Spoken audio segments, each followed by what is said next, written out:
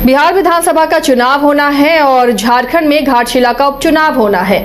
अब दोनों ही जगह जेएमएम के उम्मीदवार होंगे। घाटशिला में जहां रामदास सोरेन के निधन के बाद वो सीट खाली हुई है, जहां उपचुनाव होना है। जेएमएम की वो सीट थी तो लिहाजा जेएमएम ही वहां से चुनाव लड़ेगा। इस पर कांग्रेस ने भी सहमति जताई है और बिहार में भी लगातार सीटों को लेकर सहयोगी दलों से बार्गेनिंग चल रही है। लेकिन इन सब के बीच जो संभावित सीटें हैं जहां से जेएमएम को चुनाव लड़ना है, वहां के प्रत्याशी हर दिन जेएमएम कार्यालय पहुंच रहे हैं और टिकट की मांग कर रहे हैं। फिलहाल क्या चल रहा है घाटशिला उपचुनाव को लेकर और जेएमएम के कैंडिडेट बिहार में कौन होंगे, इसे लेकर सहयोगी नीरज हमारे साथ जुड़े हुए हैं। नीरज, लगातार बिहार से भी कैंडिडेट पहुंच रहे हैं, जो कुछ सीटें हैं, कटोरिया भी उसमें शामिल है, जो बॉर्डरिंग इलाके, जो एसटी रिजर्व सीट है बिहार में, वहां पर जेएमएम की स्वाभाविक दावेदारी हो रही है। लेकिन महागठबंधन में सीटों को लेकर अब तक कोई बातचीत नहीं हुई, पर प्रत्याशी उम्मीदवार जरूर पहुंच रहे हैं जेएमएम कार्यालय।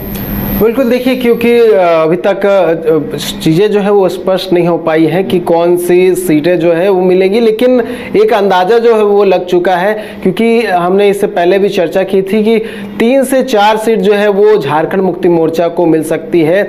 3 सीट पे बातें जो है वो लगभग तय मानी जा रही है, लेकिन एक सीट को लेकर मामला फंसा हुआ है। इस कारण से झारखंड मुक्ति मोर्चा भी घोषणा नहीं कर रही है। लेकिन उससे पहले जितने भी जो कैंडिडेट्स हैं, जो उस क्षेत्र में नेतृत्व करते हैं, जो क्षेत्र में काम करते हैं, उन्हें भी अंदाजा लग गया है कि वो सीट किसे जाने वाली है और लिहाजा इस कारण से बहुत सारे जो कैंडिडेट्स हैं वो पहुंच रहे हैं झारखंड मुक्ति मोर्चा के कार्यालय में और कह सकते हैं अपनी पैरवी करते हुए नजर आ रहे हैं, अपने क्षेत्र में किए गए कार्यों को बताते हुए नजर आ रहे हैं। और हो सकता है कि जो 15 अक्टूबर को झारखंड मुक्ति मोर्चा की बैठक होनी है उसमें निर्णय लिया जा सकता है और घाटशिला उपचुनाव को लेकर जो प्रत्याशियों की घोषणा होनी है उसके साथ साथ जो 3 या फिर 4 से जितने भी झारखंड मुक्ति मोर्चा को बिहार में मिले उसको लेकर भी घोषणा हो सकती है, प्रत्याशियों को लेकर भी घोषणा हो सकती है। और ये पहली बार होगा जब झारखंड मुक्ति मोर्चा जो है वहां पर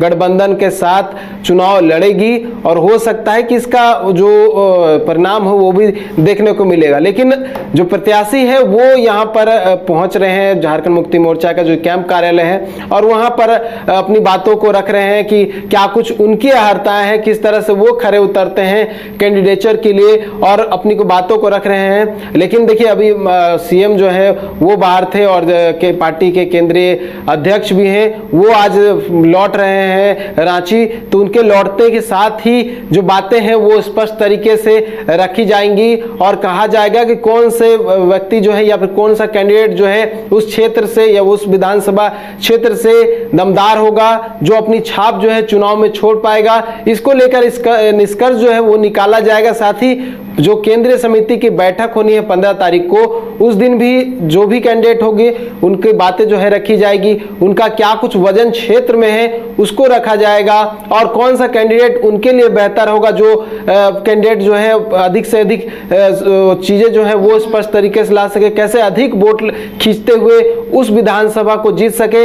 ये बातें कहीं ना कहीं चर्चा का विषय बनेगी और हो सकता है कि जो सीटों को लेकर हम चर्चा कर रहे हैं, जिसमें चकाई है, झाझा, कटोरिया, मनिहारी और धमदाहा, ये 5 सीट। अगर सहमति नहीं बनती है नीरज, तो क्या जिस तरह आरजेडी और जेएमएम में कई सीटों पर या कांग्रेस से फ्रेंडली फाइट हुआ था गठबंधन में रहते हुए ही, तो क्या बिहार में भी कुछ ऐसी ही तस्वीर दिखेगी?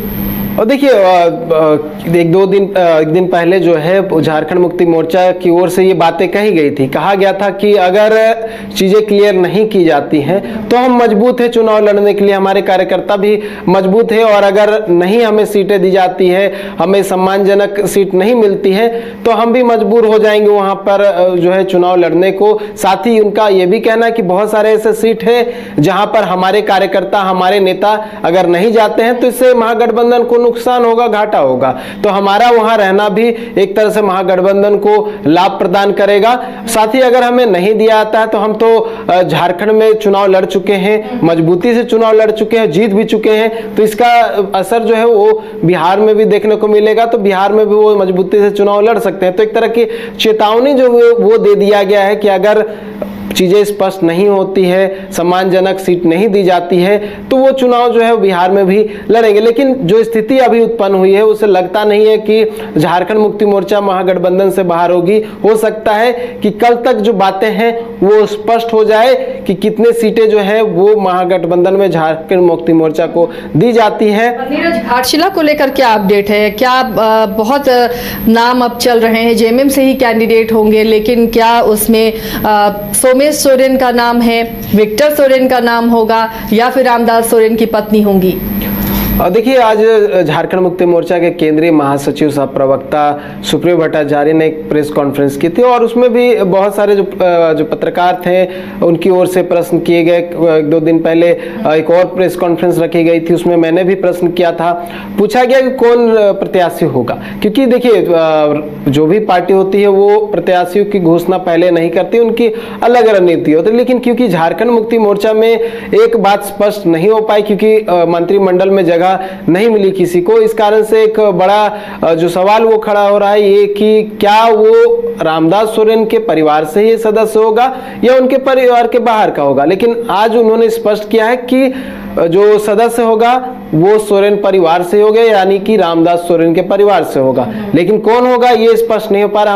हम लोग लगातार 3 नामों को लेकर चर्चा कर रहे हैं, जिसमें जो उनके बेटे हैं सोमेश सोरेन, उनके जो एक भतीजा जो है वो विक्टर सोरेन वो है, उनकी धर्मपत्नी है। ये 3 नाम सामने आ रहे हैं। तो इन 3 नाम को लेकर जो है अभी तक कोई स्पष्ट जानकारी जो नहीं मिल पाई। इसको लेकर मैंने जो उनके केंद्रीय प्रवक्ता कुणाल सारंगी है उनसे ही बात की, उन्होंने भी स्पष्ट जानकारी नहीं दी, क्योंकि वो बहुत करीब माने जाते हैं रामदास सोरेन के। हालांकि उनकी जो मृत्यु हुई उसके बाद से चीजें जो है वो इस तरह की देखने को मिली, लेकिन उनकी ओर से भी बातें स्पष्ट नहीं की गई है। कहा गया है कि 15 तारीख का प्रतीक्षा करना होगा। 15 तारीख को जो बैठक होगी उसके बाद ही जो है बातें क्लियर हो पाएगी कि कौन प्रत्याशी होगा और किसे वो चुनाव में उतारने का काम करें। लेकिन ये कहा गया है कि वो दमखम से चुनाव लड़ेंगे और चुनाव जीतेंगे भी।